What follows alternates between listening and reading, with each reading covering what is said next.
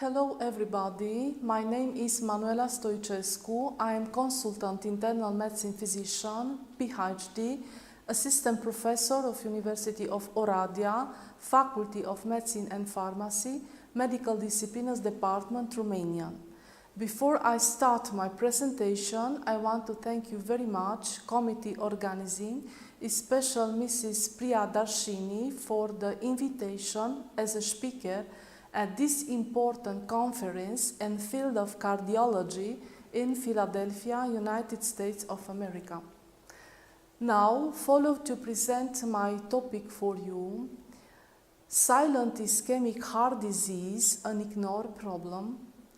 I want to kindly inform you that I select this topic for the presentation at the conference because I consider that in this moment, all over the world, this topic, silent ischemic heart disease, I don't want to say that it's an ignored problem, but it's possible to don't be discovered and diagnosed as early as possible.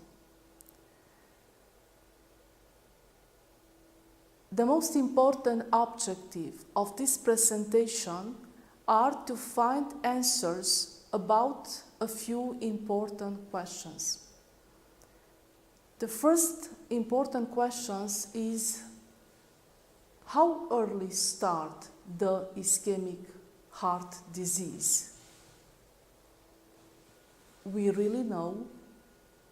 So the second question is, we really know how early start the ischemic heart disease?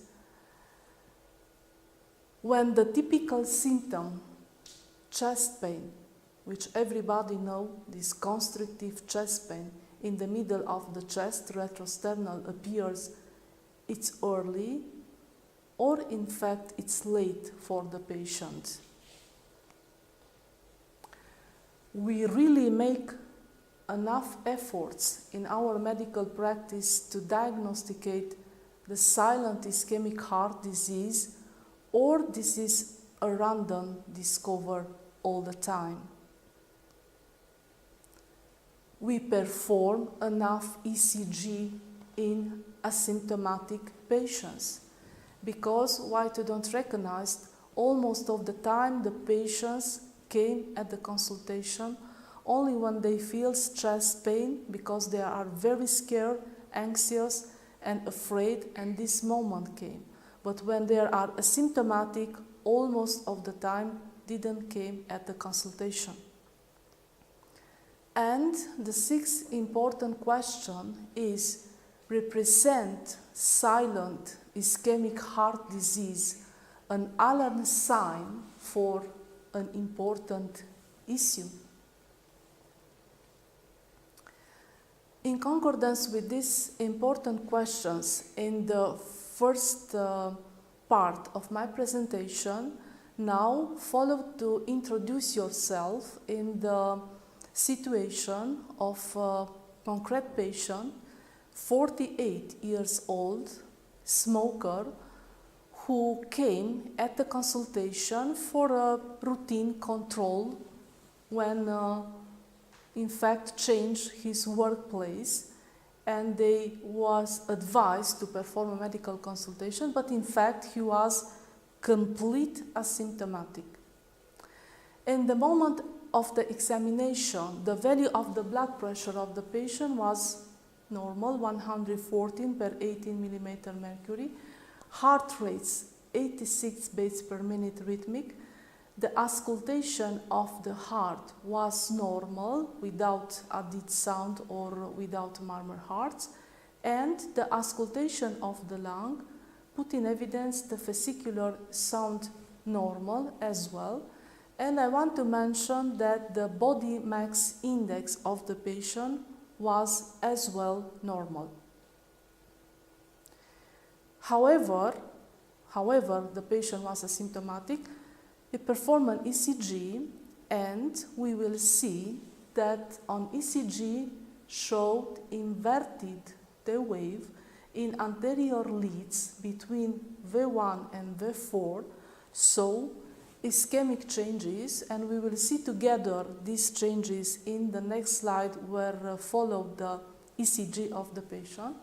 And here we can observe that the patient was in sinus rhythm, the heart rate normal, 54 beats per minute, and if we look carefully, we can see inverted T wave in leads V1, inverted T wave in leads V2, inverted T wave in leads V3, inverted T wave in leads V4, and if you really look carefully, exists a small inverted T wave in V5, but the most important changes was in the leads between V1 and V4 with this inverted T wave, which suggests an acute ischemia.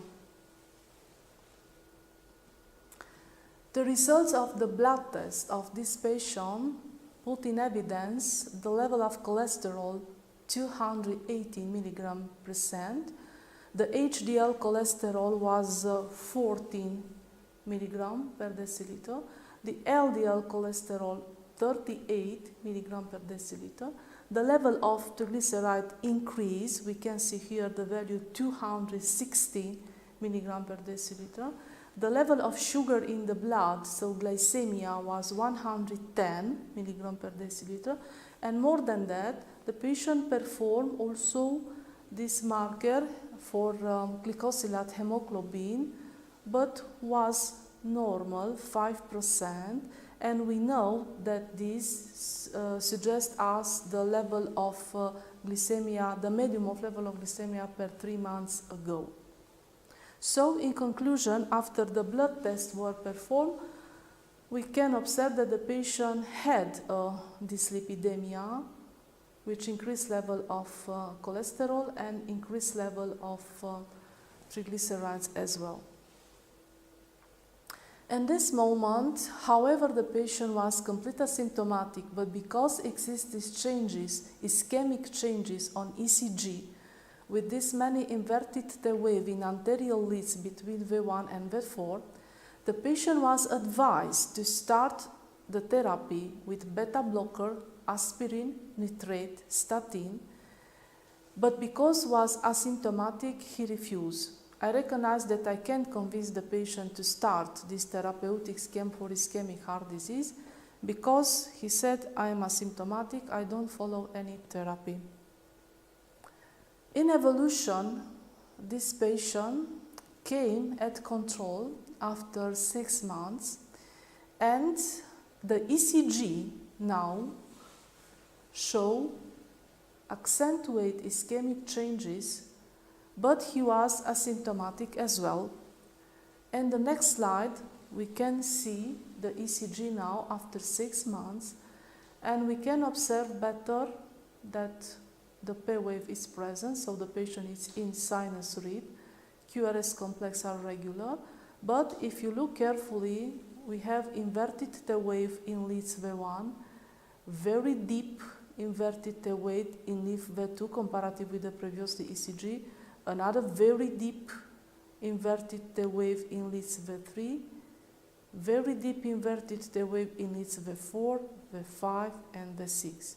So, comparative with the first ECG, we can observe sure how accentuate are the ischemic change on ECG, because now we have inverted T wave also in leads V5 and V6, which missing in the first ECG, and more than that, the inverted T wave are more deeply comparative with the previous ECG. So in conclusion, during this period of time, 6 months, the ischemic changes on ECG accentuate very much. But now the patient accepts the therapy, and I can start the therapy with beta blocker, with aspirin, nitrates, and statin, because he agreed. And after 2 months under therapy, so after next 2 months, the ECG show wonderful amelioration of the ischemic changes. We will see immediately how look the ECG after therapy. Here we can see once again that the wave is present, so sinus reed.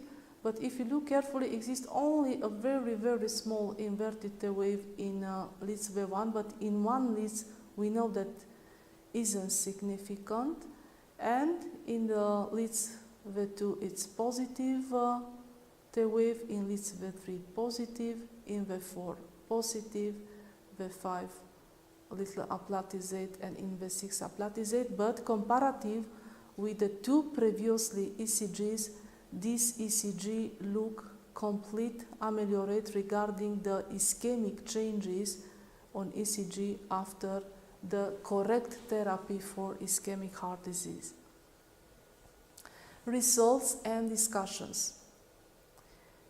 I insist very much about this idea, indifferent if the patient is asymptomatic, the presence of the ischemic or ischemic lesion changes on ECG must to take into account very serious, and it's important to start the correct therapy of ischemic heart disease to prevent a heart attack. We should not ignore silent ischemic heart disease in the medical practice, and also we must to check routinely ECG at all diabetics patients because they can present a silent ischemic heart disease due to autonomic neuropathy. This is another very important issue because the patient with diabetes mellitus, in concordance with the autonomic neuropathy, we know that they can develop also heart attack, silent heart attack without chest pain. Conclusions. Maybe one of the most important conclusions of this presentation is that the silent ischemic heart disease should be treated as early as possible. This is the first alarm sign. The second alarm sign is that the routine ECG should be performing at asymptomatic patients all over the time. And the third important alarm sign is that the presence of ischemic changes or ischemic lesion changes on ECG at asymptomatic patients must to be taken very, very serious into account at the patient to start as early as possible the correct protocol management therapy to can be protect and save their life, of course. And the ischemic heart disease in fact start more early than the moment when appear the typical chest pain. We everybody know that all the patients in our medical practice came at the consultation in the cardiovascular department or in the internal medicine department when they feel this typical constrictive chest pain like a claw, because in this moment they scare and they feel that didn't feel okay and they came, but when they are asymptomatic, they never come. And the most important conclusion of this presentation, and I want to insist very much about this idea, is that I consider that when the patient came with the typical chest pain, it's not early, it's late, so the ischemic heart disease is an advanced stage, and maybe this is the most important conclusion of the presentation. So this was my topic for you. I hope to enjoy, and I want to thank you very much for your attention.